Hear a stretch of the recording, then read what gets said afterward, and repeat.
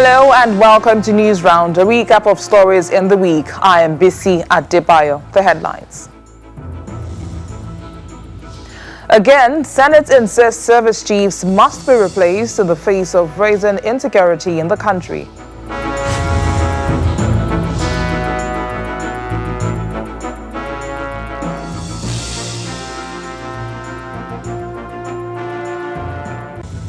President Muhammadu Buhari agrees to address the House of Representatives on the security situation in the country.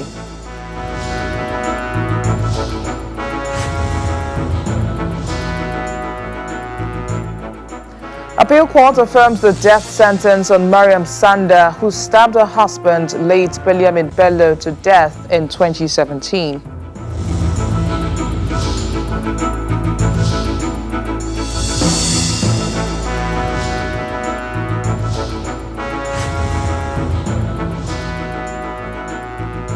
And the UK approves the Pfizer BioNTech coronavirus vaccine for use in the country.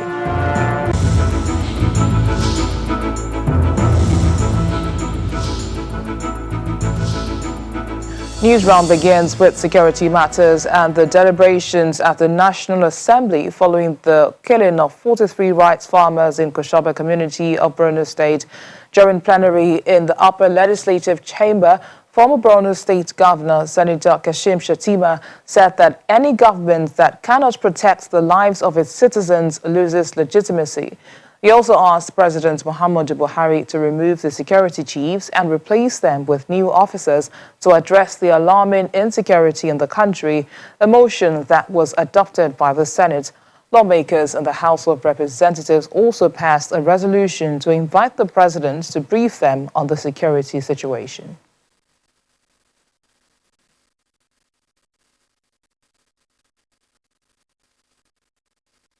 Last weekend's shocking and extremely brutal killing of more than 40 farmers in Zabamari, Borno State is triggering this latest appeal to President Buhari to sack security chiefs in the country. Urge the President of the Federal Republic of Nigeria to immediately initiate a transitionary process of phasing out the current overstayed security chiefs and replacing them with new ones with new ideas and solutions. Federal lawmakers have repeatedly asked President Buhari to sack the service chiefs, but he has refused to budge, choosing to allow them continue heading the organizations more than 5 years after they were appointed. Senators are acutely dissatisfied with President Buhari's handling of terrorism in the northeast, which has claimed thousands of lives and displaced millions. The Senate shall further observe that whatever it is that the security chiefs are doing presently is not working, or at least not enough. And if the president insists that the security chiefs are doing their work well, then the logical implication of such assumption is that the president, as the constitutional commander-in-chief of the country, has failed in his most rudimentary assignment of securing this nation. I hope this is not the case. And I fervently believe that this is not the case. Protecting the lives and property of citizens is the primary obligation of government, and any government that cannot discharge this basic obligation loses any iota of legitimacy. I can tell you authoritatively that up to now, people in the war front are sharing ammunition. They are not well kitted. Last week, the people came to me here in Abuja to beg me to contribute money so that they will pay the insurgents who say they must pay, if they want to go to their farm and pay, they must pay 1 million. Besides asking President Buhari to sack service chiefs, the Senate approves other recommendations after the debate. They include urge the president to take immediate steps to restructure and revamp the country's entire security architecture and provide enough state-of-the-art weapon and equipment. Urge the president to immediately initiate the probe into widespread allegations of corruption and leakages within the security structure.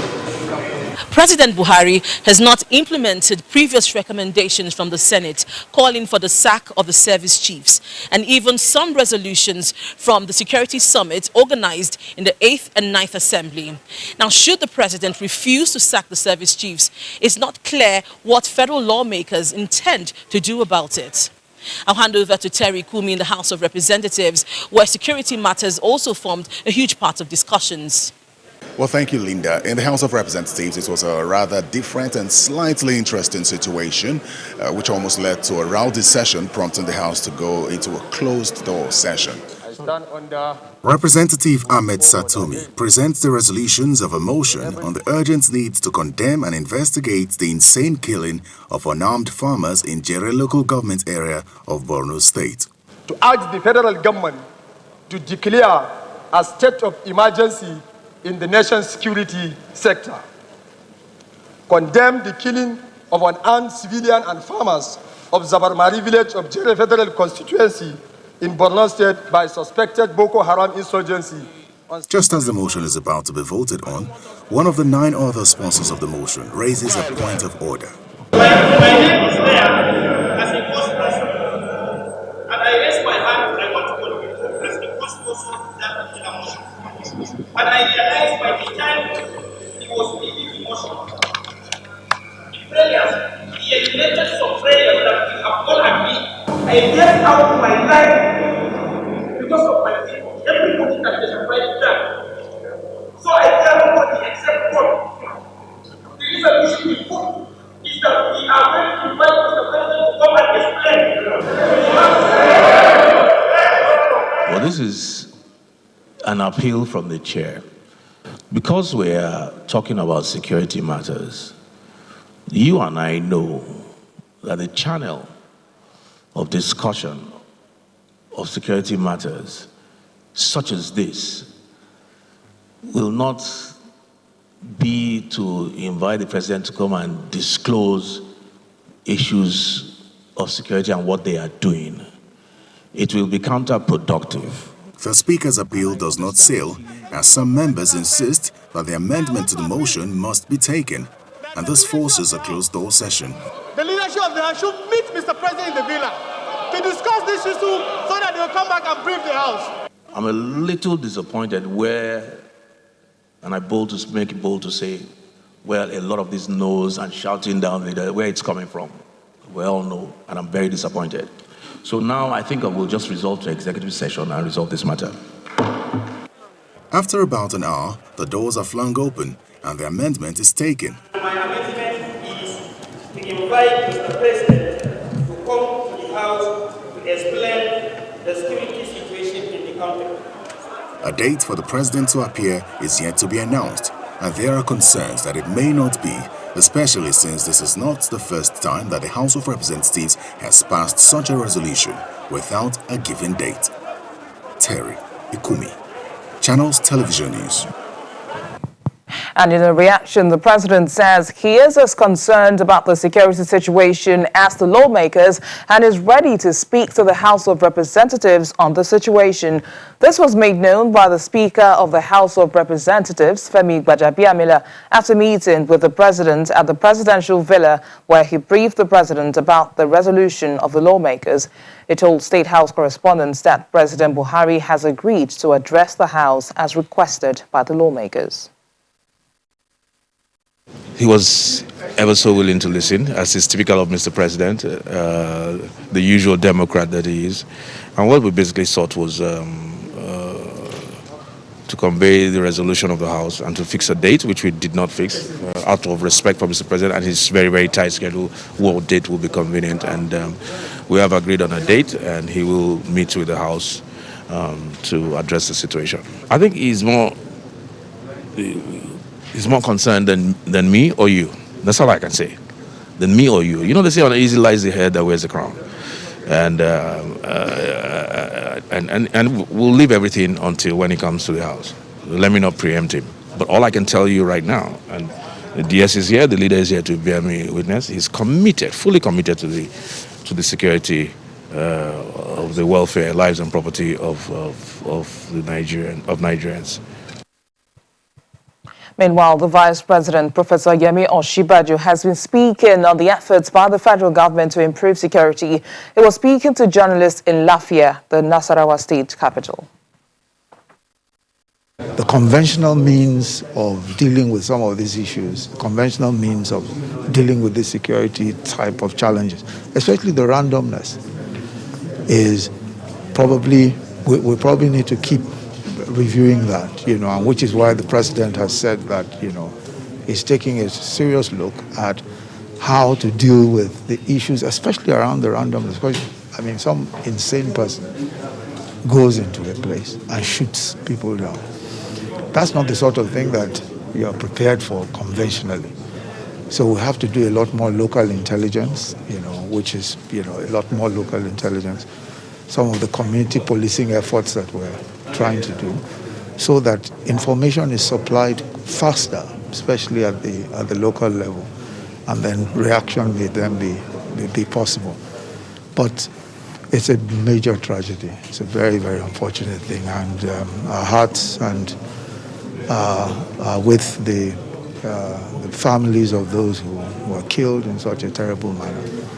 But we're very confident that the federal government, will continue to do what it needs to do, especially in terms of trying to assure security. And staying with security matters, the 2020 Police Act signed by the President in September has been described as something that can engender the needed reform of the force. Speakers at a town hall meeting put together by Plaque and Channels Television examined the issues surrounding the document and how to ensure its effectiveness.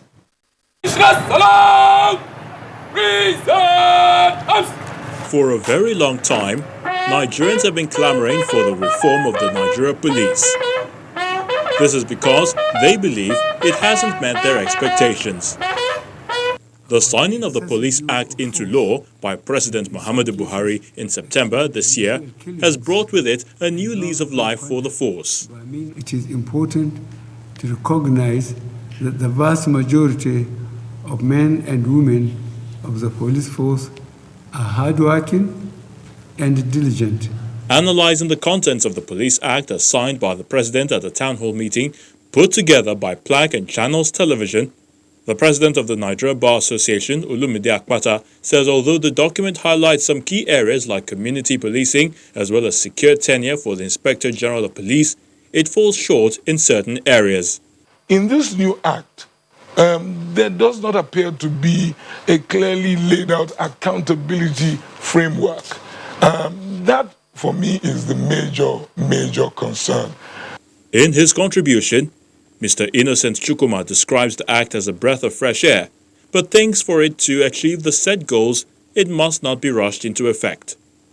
But the Deputy Inspector General of Police, Leye Oyebade, disagrees with his submission. If we want to be frank and implement this act effectively, we need nothing less than 1 year to prepare for the commencement of this act. There's a provision in the new act, very important one, that talks about annual policing plan from the force headquarters down to the various units. If you are saying 1 year for us to start planning, I look at it that we are already in the system because crime is dynamic. We cannot wait. What we are having now is to review what crime is prevalent for now and what strategy are we going to use to address those challenges. On the guaranteed tenure for the Inspector General of Police as provided for in the Act, a former police chief, Suleiman Abba, believes that will afford the IGP an opportunity to actualize his vision for the police. Yes, the Inspector General of Police can serve for 4 years, but you should also be mindful of the fact that there is a proviso there. If he cannot perform for reasons clearly defined or seen, there's nothing that stops the authority from, replacing him. It is the consensus here that if the act is properly implemented, it will indeed go a long way in making the police force a more responsive outfit. The caveat, however, is that there has to be a buy-in from all the relevant stakeholders. Into legal matters now, former pension reform task team boss Abdulrasheed Maina has been extradited from Niger Republic, where he fled to after jumping bail. His return was facilitated by the joint efforts of security operatives, including the Nigerian police and Interpol. Meanwhile, Mr. Maina has returned to the prison from where he will be attending his trial over alleged 2 billion naira fraud. The Federal High Court in Abuja ordered his remand at the Kuje Correctional Center following his appearance for his trial before the court. Following his arrest by Interpol, the Economic and Financial Crimes Commission has produced Rashid Maina in court for the continuation of his trial.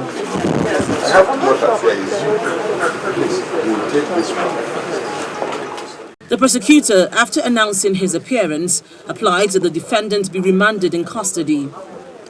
He premised his application on the grounds that Mr. Maina's bail had been revoked by the court. He reminded the court that Maina's reappearance is as a result of a bench warrant that was issued against him on November 18, 2020. However, Maina's new lawyer, Mr. Adaji Abel, opposed the application on the ground that he has just been briefed to represent the defendant. He applied for a short adjournment. In a bench ruling, Justice Okonabang approved the application of a new lawyer in the interest of justice. The court, however, held that the defendant should be remanded in custody since the bail earlier granted to him has been revoked. Barely 24 hours after the lawyer representing Maina's company withdrew from the case, the lawyer representing Maina also withdraws. He gives his reasons for doing so. As for today, the 4th day of December 2020, we cease to represent Mr. Abdulrasheed Maina in his case before the Honorable Court per Justice Abang. The same thing happened in the case of his son, who is also standing trial before the same court. Our reason for withdrawing our appearance for both of them, as stated in our notice of withdrawal of appearance, we considered grounds of professional ethics as well as grounds of our ethics as a firm. And we thought it best that it was good for us to cease representing him, more especially as we could not tell his whereabouts and as his continued absence from court was also bringing some sort of embarrassment to us. The case was adjourned to December 8th for continuation of trial. Meanwhile, the Court of Appeal in the Federal Capital Territory has affirmed a death sentence passed on Mariam Sanda by an FCT High Court for killing her husband, Biliamin Bello, in 2017. Presiding Judge Justice Stephen Ada held that the 20 grounds of appeal filed by Mariam Sanda challenging her conviction lacked merit and the court was duty-bound to do justice according to law and not sentiments. The hopes of Mariam Sanda regaining her freedom have been dashed for a second time following the judgment of the Court of Appeal. An FCT High Court had on January 27, 2020, sentenced her to death by hanging for killing her husband, Biliamin Bello, at their Abuja residence. She approached the appellate court, challenging the decision of the lower court, arguing that the charges against her were all hearsay. Sadly, that has also ended in futility as the court dismissed her appeal, maintaining that she did kill her husband. Under Section 221 of the Penal Code, according to the judge, the offence of culpable homicide is punishable by death. The court notes that there's enough evidence pointing that she murdered her husband during a fight that ensued after she saw a nude picture of a girl on his phone. The judge, however, faults the lower court for failure to rule on her preliminary objection before delivering judgment. Her counsel, Joe Gadzama, promises to challenge the judgment at the Apex Court. We'll go to the Supreme Court and do our best and see if the Supreme Court, which is the last court in this country, will reverse the judgment. We have hope and we believe that we have good grounds to go on appeal because, for example, no autopsy report was tendered in court, and we believe that there was no proper evaluation. And bearing in mind also there was no direct evidence against Mariam Sanda by any of the 6 witnesses produced by the prosecution. The entirety of the evidence against her was circumstantial. And in our own humble opinion, the circumstantial evidence was not cogent, was not compelling, was not convincing. There were contradictions here and there, and that evaluation of the bits and pieces of evidence to prove the 3 major and fundamental ingredients in the offense of culpable homicide punishable with death were not proved. So this is our contention, and we stand by that, and we're strong in our convictions, and we believe that it can go the other way, and we believe that we can reverse this judgment on appeal. The appellate court has spoken, so we'll now be waiting for their next line of action. Defended the matter right from the High Court to this position. It's our court. We will wait for whatever it is, their case, then we'll respond appropriately, as we've just done in the instance. All eyes are now on the Supreme Court to determine her fate. And news round ends with the approval of the Pfizer-BioNTech coronavirus vaccine for widespread use by the UK. The Pfizer-BioNTech jab is the fastest vaccine to go from concept to reality, taking only 10 months to follow the same steps that normally span 10 years. Following months of research and testing, the Pfizer-BioNTech vaccine is set to be ready to be rolled out in the UK over the next couple of days, jumping ahead of the United States and Europe to become the West's first country to formally endorse a jab it says should reach the most vulnerable people early next week. The world's big powers have been racing for a vaccine for months to begin the long road to recovery, and getting there first may be seen as a coup for UK Prime Minister Boris Johnson's government, which has faced criticism over its handling of the crisis. We have to announce that today the first global emergency use authorization has been granted for a phase 3 clinical data-backed COVID-19 vaccine by the MHRA, the UK regulatory agency.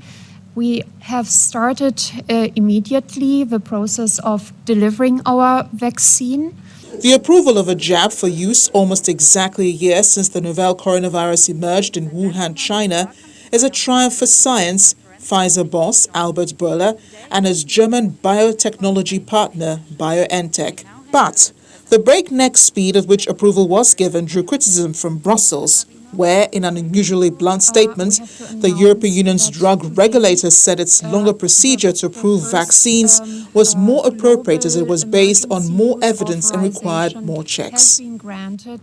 As for how the vaccine will be given, Chair of the Joint Committee on Vaccination and Immunization, Dr. June Rain, says older care home residents and their carers will be the highest priority to receive the vaccine, followed by those over 80 years of age and frontline health workers, and there could be operational flexibility in where the vaccine could be distributed first.